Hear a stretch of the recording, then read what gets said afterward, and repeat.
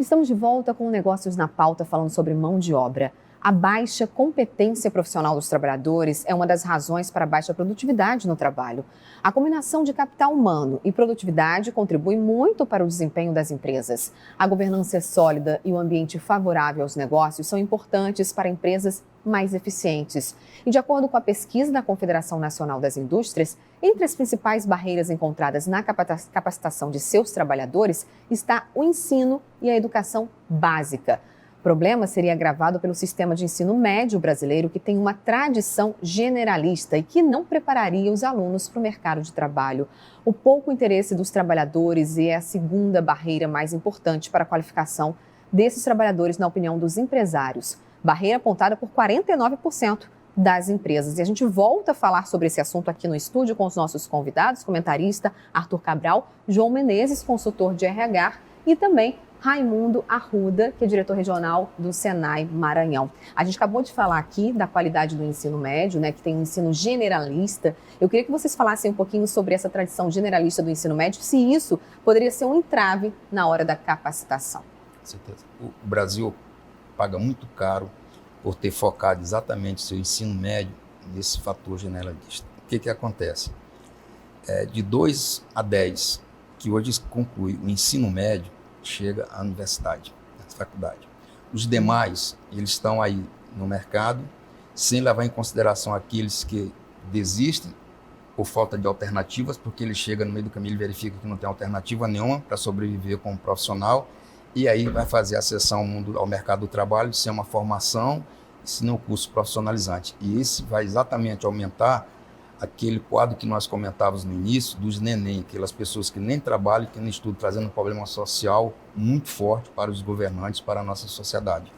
O João, ele tem um livro, até queria apresentar para vocês aqui, é um técnico de nível médio na mineração, perfil socioeconômico e trajetória profissional. Então tem tudo a ver com o nosso diálogo hoje. É um dos nossos convidados, está aqui. E com certeza você tem aí muito know-how, experiência para falar sobre esse assunto aqui para gente. Complementando o que o Raimundo explicitou sobre a questão do ensino fundamental e médio brasileiro, a gente vive um momento da era do conhecimento. E o conhecimento é onde você adquire no banco de uma escola, né? Então, assim, o Banco Mundial reconhece a educação formal brasileira e coloca um adjetivo chamado precário, né? Então, isso cria um problema sério para a produtividade. Eu até estava falando, quer dizer, as pessoas que não sabem as 4 operações, dificilmente eles vão conhecer, eles vão dominar algumas disciplinas atreladas à física, à eletroeletrônica, à matemática. Então, isso é um problema sério que desagrega, né, desestrutura a competitividade da indústria brasileira. Então, quando a gente hoje abre esse discurso de indústria 4.0, tem uma grande quantidade de pessoas, como o Raimundo falou, 20% do jovem brasileiro nem estudam nem trabalham. A média de escolaridade do jovem brasileiro é 8,7. Significa que você não tem nenhum ensino fundamental completo. Então, isso realmente é um foco que a gente precisa reverter. Porque se a gente não conseguir reverter a questão da educação formal brasileira, continuar saindo pessoas que a gente qualifica como analfabeto funcional, vai ser difícil a gente estar discutindo produtividade, empregabilidade, que eu discuto muito aí no meu livro. A gente teve agora os números, né, do IDEB, que apontaram exatamente isso. Os números do IDEB colocaram o Maranhão numa classificação bem abaixo da média brasileira. E Teresina, um vizinho nosso, aqui em primeiro lugar. Mas tem uma coisa que eu acho que é importante, Amanda, assim, esse diagnóstico, eu acho que ele é consensual. Da precariedade do ensino básico, dos equívocos do ensino médio, da falta do ensino profissionalizante. O João trabalhou no Brasil todo, o Arruda também teve a oportunidade de trabalhar fora daqui, chegou a trabalhar no exterior. Mas assim, qual é a solução? Porque nós falamos até agora assim, o que pode ser feito para o futuro, mas existe um problema agora, né? As empresas hoje, aqui no Pará, no Piauí, no Ceará, no Tocantins, no Brasil quase todo, nos estados mais desenvolvidos menos, tem um problema de recrutar mão de obra. E acabam absorvendo essa tarefa de capacitar, de qualificar. Qual é a solução? Quais são as soluções? Eu vejo assim, viu, Arthur? A curto prazo seria um investimento em requalificar quem já está no mercado. E a médio prazo, melhorar a qualidade do ensino básico. Porque se não tivermos condições de melhorar o ensino básico, jamais nós teremos formação profissional do jeito que nós queremos. Porque, veja bem, é como foi colocado há pouco, o aluno que chega hoje para um curso técnico, ele tem maior dificuldade, porque ele não conhece física, nem matemática, nem química. As ciências ele não conhece. Avalia quando ele chega para as engenharias, mais complicado ainda. Então eu vejo hoje o seguinte, é um projeto de Estado que tem que ser feito, um incentivo muito forte para requalificar os que estão no mercado, porque esse cidadão que está na empresa já, que ele já foi capacitado, que ele foi qualificado, é mais fácil você fazer essa transição para esse contexto da indústria 4.0, do que você pegar o cidadão que está zerado para começar novamente, que aí você tem um tempo, espaço muito longo em relação a isso. Então essa é a minha visão. E trabalhar numa reforma estrutural que já está vindo aí um novo ensino médio, que eu acho que vai exatamente resolver esse problema, porque ele já vê um novo ensino médio com uma visão diferente, já trazendo a empregabilidade. Já vem no seu primeiro módulo do trabalho e já vem trabalhando exatamente concomitante, ele pode fazer o curso técnico com 1000 horas, né? Mas a curto prazo eu vejo isso, é um programa que tem que ser implementado de uma requalificação profissional a curto prazo e trabalhar esse processo da educação básica em médio prazo. Mas a educação básica, o problema hoje é o quê? É falta de recursos, falta de atenção? A gente está às vésperas de uma eleição municipal, né? E eu acho que os candidatos deveriam ouvir também o que está sendo dito aqui. Qual é o problema? São salários baixos, é falta de investimento em sala de aula? É estrutural, o que é? Seria? Eu acho o seguinte, a minha visão, a experiência que você já vem no tempo seguinte, nós precisamos pontuar coisas importantes. Primeiro, é você valorizar, capacitar seus professores. A formação do professor é fundamental.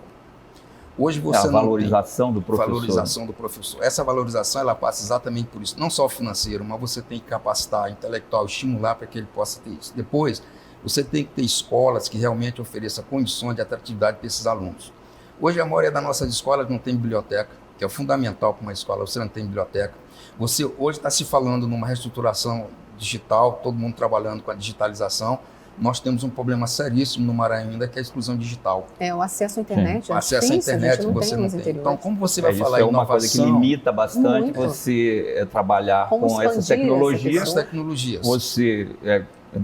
Eu trabalhei recentemente muito tempo no Pará, então assim, a gente... aqui deve ser muito... Não sei, você vai a Rosário, você deve ter a maior dificuldade de você ter qualquer acesso à tecnologia da informação.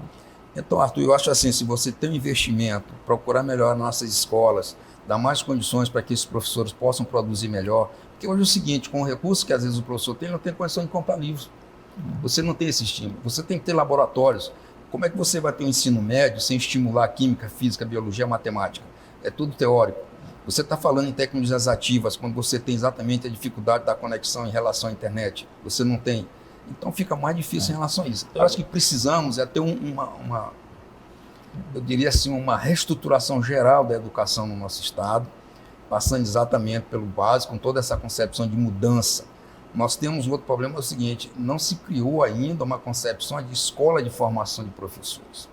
Nós improvisamos os professores. Se pega, às vezes, um engenheiro, se coloca numa sala de aula com um professor, às vezes você vê a pedagoga se coloca numa sala de aula com um professor. Então, nós precisamos rever isso. Nós temos que ter escola de formação, acompanhamento psicopedagógico. Então, nós temos que ter escola de formação de professores dentro dessa visão que nós queremos. Se quisermos mudar esse contexto da educação, nós temos que realmente partir com todo esse princípio. Mas aí, Arthur, eu trago assim uma visão de quem sempre trabalhou em iniciativa privada. Eu sou muito otimista com relação a isso. Porque se a gente ficar discutindo educação como estruturante, a gente vai voltar 10 anos e vamos voltar para cá com esse mesmo discurso, o muro de lamentações. Que a gente tem problemas culturais e tal. Eu vejo que é possível fazer, eu já participei de arranjos que conseguiu fazer isso. Você tem como reverter, hoje é muito fácil reverter, não é uma coisa complexa.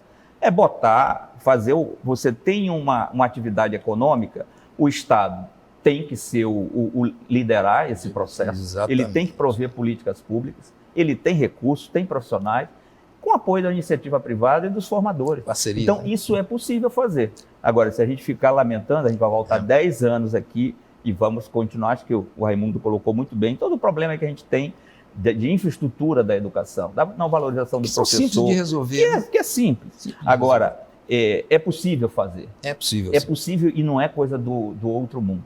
Eu já participei de Eu acho que várias... nem é demorado, né? Não demora, Desde não que demora. queira. É querer E será fazer, que né? falta interesse do trabalhador? É uma outra questão também a ser contada, né? As pessoas têm tendência a se acomodar, estão naquela zona de conforto. Será que falta também a procura desse profissional para se qualificar e onde buscar essa qualificação? Eu acho que aí, Amanda, é uma questão cultural. A gente deposita na pessoa isso. Eu vou te falar, eu vim de uma origem muito simples e cheguei onde eu cheguei. Cheguei por quê? Primeiro, família. Então eu até brinco com as pessoas as pessoas hoje falam muito de soft skills, né, de inteligência emocional. Meus pais eram muito tranquilos. Ele olhava para mim e queria ver o boletim. Naquela época tinha boletim. Só queria saber Eu falo que a gestão à vista. vermelho, Não, né? se tivesse vermelho, Castigo. então era muito fácil, né? Então Era. a gente tem que ajudar as pessoas, né? Então a gente tem que tirar. Como é que tira as pessoas da zona de conforto ou informação? Entendeu? É acesso à leitura, é esse negocinho que a gente tem hoje, o smartphone. Isso você tem tudo de bom e tudo de ruim no mundo, É verdade. né? Então eu vejo sempre essa questão de educação à distância. Eu trabalho há mais de 25 anos com isso, né? E a gente sempre...